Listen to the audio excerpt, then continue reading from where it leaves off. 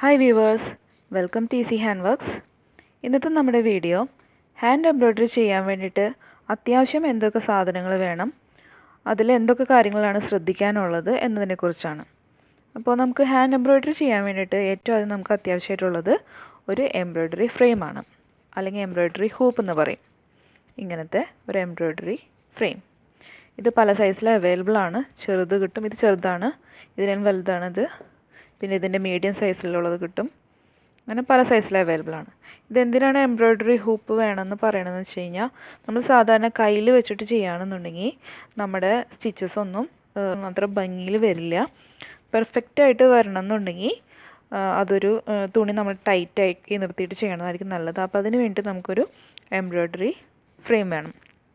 അങ്ങനെയാണെങ്കിൽ നമ്മുടെ സ്റ്റിച്ചസൊക്കെ നല്ല ഭംഗിയിൽ നിൽക്കുള്ളൂ, അല്ലെങ്കിൽ ആകെ ഇറുകി പിടിച്ച് ഒരു ഭംഗിയില്ലാത്ത പോലെ ഇരിക്കും.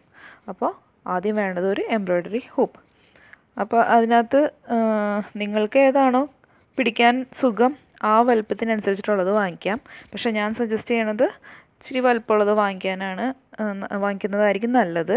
കാരണം എന്താണെന്ന് വെച്ചാൽ ഇതിനകത്ത് കുറച്ചും കൂടി കൂടുതൽ തുണി കവർ ചെയ്യാൻ പറ്റും. അപ്പോൾ അത്രയും ഭാഗത്തെ വർക്ക് നമുക്ക് പിന്നെ മാറ്റാതെ ഒരു ഇതിനകത്ത് തന്നെ വെച്ചിട്ട് നമുക്ക് ചെയ്യാം. അപ്പോൾ ഒരു കുർത്തിയുടെ നെക്കോ അങ്ങനെ എന്തെങ്കിലും വർക്ക് ആണെന്നുണ്ടെങ്കിൽ നമുക്ക് ഈ ഒരു വലിയ ഹൂപ്പിൻ്റെ ഉള്ളിൽ ഉൾപ്പെടുത്തി എടുക്കാൻ പറ്റും.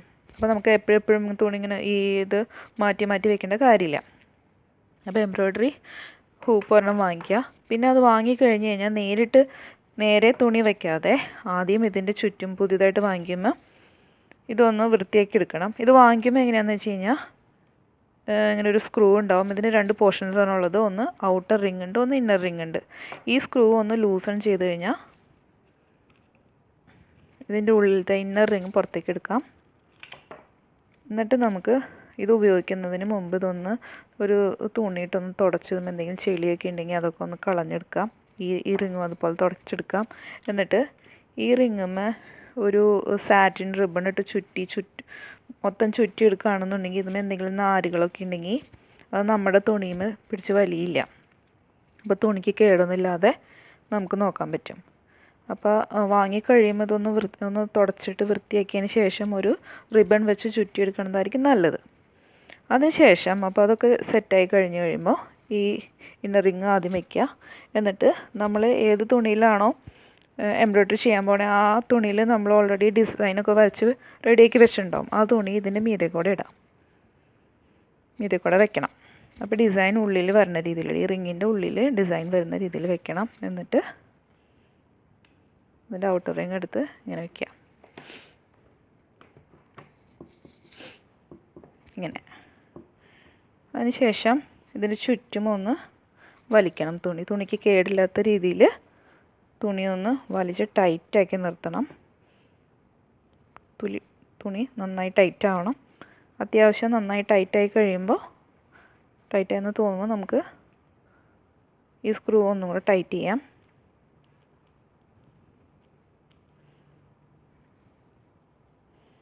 ടൈറ്റായി കഴിയുമ്പോൾ സ്ക്രൂ ടൈറ്റായി കഴിഞ്ഞിട്ട് വീണ്ടും ഇതിന് ചുറ്റും തുണി നന്നായി വീണ്ടും ഒന്നുകൂടെ ടൈറ്റാക്കി നിർത്താം.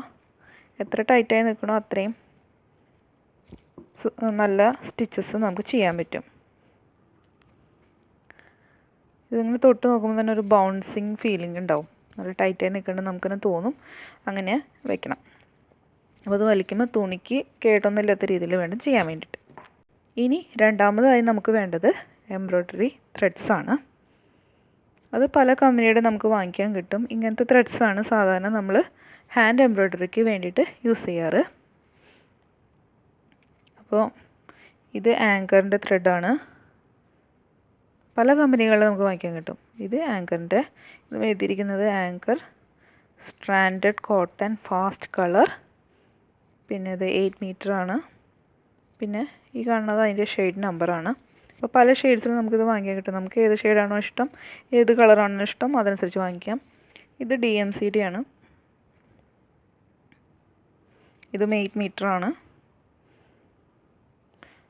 അപ്പോൾ പിന്നെ ഡോളിയുടെ ത്രെഡ്സ് അവൈലബിൾ ആണ്. അപ്പോൾ ഏത് ത്രെഡാണ് നിങ്ങൾക്ക് വേണ്ടത് അത് വാങ്ങിക്കാം. അപ്പോൾ ഇതിൽ നിന്ന് ഇത് രണ്ടും മാറ്റിയിട്ട് ഇതും മാറ്റി നമുക്ക് ആവശ്യത്തിനുള്ള ലെങ്ത്തിലുള്ളത് ത്രെഡ് മുറിച്ചെടുക്കുക.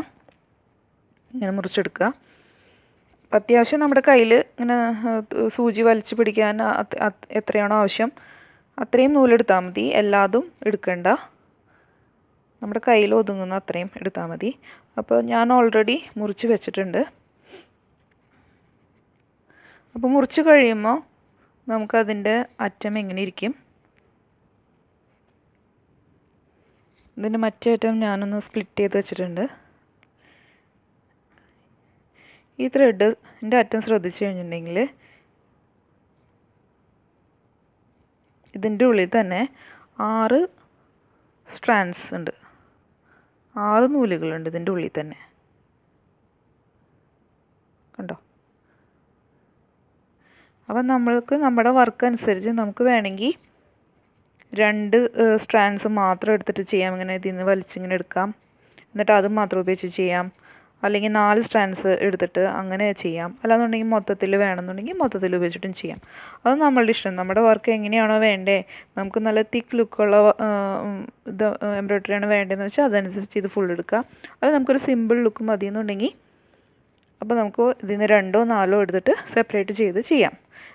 ഞാൻ സാധാരണ ചെയ്യാറുള്ളത് ഇത് ഫുൾ എടുത്തിട്ടാണ് ചെയ്യാറ്. അപ്പോൾ നല്ല ഭംഗിയുള്ളൊരു ലുക്ക് കിട്ടും. അപ്പോൾ അതെടുക്കേണ്ടതായിരിക്കും നല്ലത്. പിന്നെ ഓരോ സ്റ്റിച്ചസ് അനുസരിച്ച് നമ്മളതിനകത്ത് മാറ്റങ്ങൾ വരുത്തും.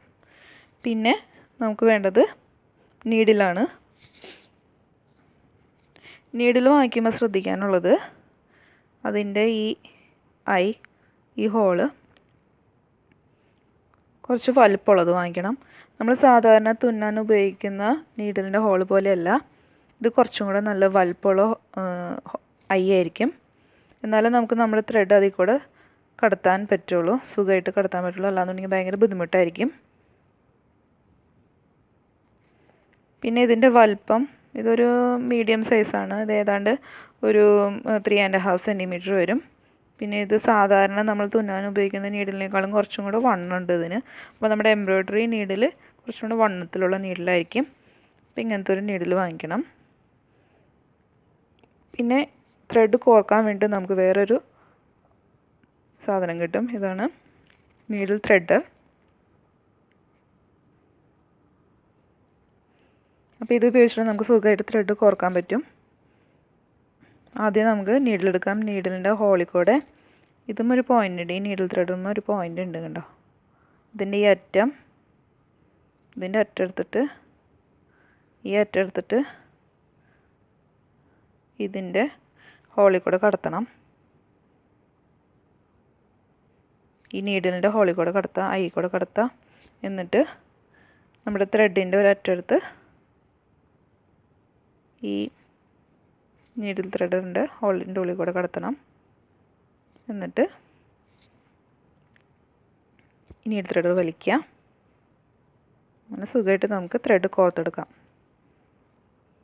അപ്പോൾ നമുക്ക് ഹാൻഡ് എംബ്രോയ്ഡറി ചെയ്യാൻ വേണ്ടിയിട്ട് ഇത്രയും കാര്യങ്ങളാണ് അത്യാവശ്യമായിട്ടുള്ളത്. പിന്നെ വേണമെങ്കിൽ നമുക്ക് സിസേഴ്സും കരുതാം.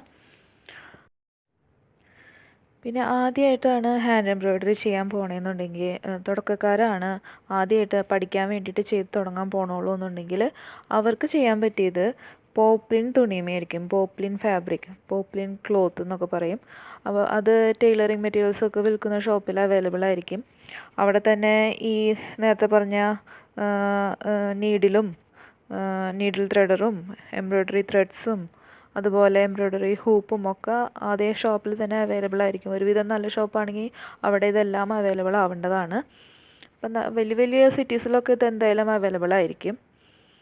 അപ്പോൾ ഇത്രയൊക്കെ കാര്യങ്ങളാണ് നമുക്ക് അത്യാവശ്യമായിട്ട് വേണ്ടത് ഹാൻഡ് എംബ്രോയ്ഡറി ചെയ്യാൻ വേണ്ടിയിട്ട്.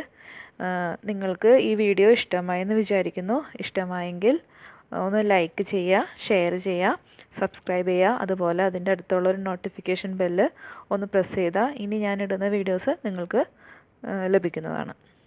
Thanks for watching.